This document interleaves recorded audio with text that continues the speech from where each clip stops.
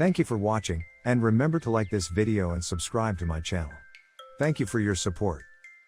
Having nice weather for our Sunday, but some of us, those that don't need that rain, as Paul just talked about, are going to be getting it eventually. So let's take a look at what's going on across the country right now. You can see across the middle part of the country, it's fairly quiet, but kind of sandwiched in between. We've got a system that's going to bring that chance for storms to portions of the northern tier, the Ohio Valley, into the northeast as well. And some of those storms could be severe. And then, of course, that influx of moisture across the southern Gulf areas that could again bring us some very heavy rain. Now we've got summer heat in place from the southern plains through the Ohio River Valley. In fact, many of those areas are going to be well above average today. The heat continuing as you look at places like Phoenix, 109 the forecast there. But for the places that are still getting that little nice taste of fall, like say Boston, you guys are going to be feeling pretty good until those storms move in. So not bad at all today. Now all eyes though still on the places that are trying to recover. It was 2 weeks ago today that the southern Louisiana coast was feeling the full impacts of Hurricane Ida.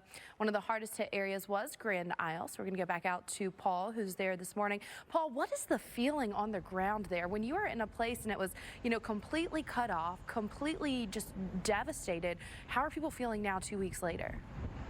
Images that we have just gotten too accustomed to recently. The fire out west, what used to be a season, just seems to last and last and last. You can see our fire danger over the next 7 days superimposed with our rain chances. And the good news is we are going to get rain in some of the areas where we are having many of those fires. The bad news is for a lot of areas, we are still continuing with those conditions that are elevating the fire risk, elevated fire potential across portions of northeastern Texas, all the way up through Kansas. You can see portions of that 35 corridor included in that. Elk City, Woodward, you guys are in on that as well. Here's what we're looking at for tomorrow. Much of the same area included in that risk, that critical risk for fire danger. Any fires that start will spread quickly. Now, the fires that we have burning are continuing to spread that smoke, so you may notice some haziness in your sunrises or your sunsets. You may have some respiratory issues, and that could be because of the smoke that we've been experiencing. Exacerbating the problems of the drought that we've had out west and the issues that we've been having, the heat we just cannot get away from. Excessive heat warnings for portions of Nevada down through southwestern portions of Arizona, the Inland Empire with a heat advisory, and that is through tomorrow. Stick around, we've got much more coming up. Pack your extra snacks. Let's talk about it. Syracuse, you've got that chance for storms later on today. You'll get a little bit of a break Monday, and then again another chance for storms as we head through Tuesday and Wednesday. Right now, that system that's going to bring that weather farther south, moving across the Great Lakes region, but eventually as that front dips south, it's going to increase our risk for severe weather from Bay City around Detroit through Buffalo, Binghamton, Albany getting in on that as well. The Finger Lakes region going to be dealing with some storms, and we could have some damaging wind gusts and some hail, but isolated tornadoes can't be ruled out with this either. You'll notice that the bulk of the very heavy storms where you're seeing those reds on the map coming in as we head through the overnight, and then tomorrow much of the same area with the same risk. Stick around with the Weather Channel. We've got much more coming up. How wet the years have been, this year has been in those cities so far. So here's our influx of Gulf moisture. Where you see those deep reds, we're talking about rainfall rates in excess of an inch an hour, likely because there's so much moisture for the atmosphere to work with. So you can see the European model really putting a very large swath of at least a foot of rain for the Gulf coastal plain of Texas, over portions of the Galveston Bay area, but still 8 to 12 inches up into Lake Charles. So right now, as we look at this, both of our long-range models over the next 5 days have a ton of rain over Lake Charles. Now, the difference with the European model is it doesn't, or the American model from the European model, is it doesn't have as high totals as you look through the Gulf coastal plain of Texas. But both of them are still having that bullseye over southwestern Louisiana, or at least one bullseye.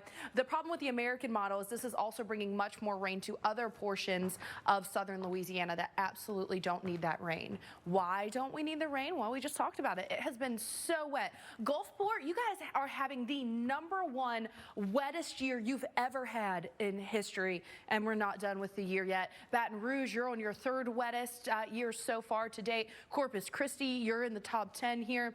New Orleans, your 2nd wettest. So you can see from these numbers that we absolutely need no more rain. A lot of these places are well above average in terms of the rainfall they've seen.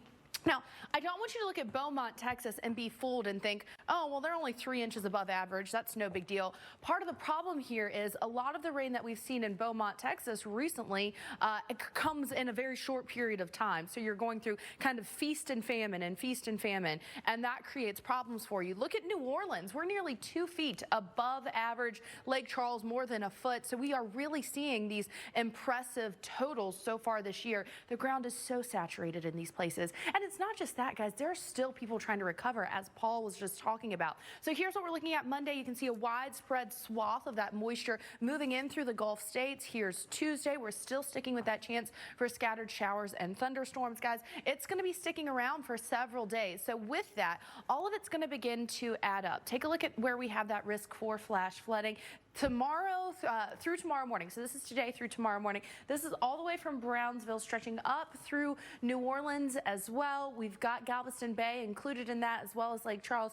Here's the thing. Once we have a better idea on where the bulk of that rain is going to end up being, I do think the scope of this is going to be narrowed and maybe intensified for your Monday through your Tuesday. So right now we're saying possible flash flooding all along this coastal plain in southwestern Louisiana, but I do think we could see this upgraded to likely flash flooding once we have a better idea of exactly where that system's going to go. And Dr. Postel, we've had a lot of focus on 94L.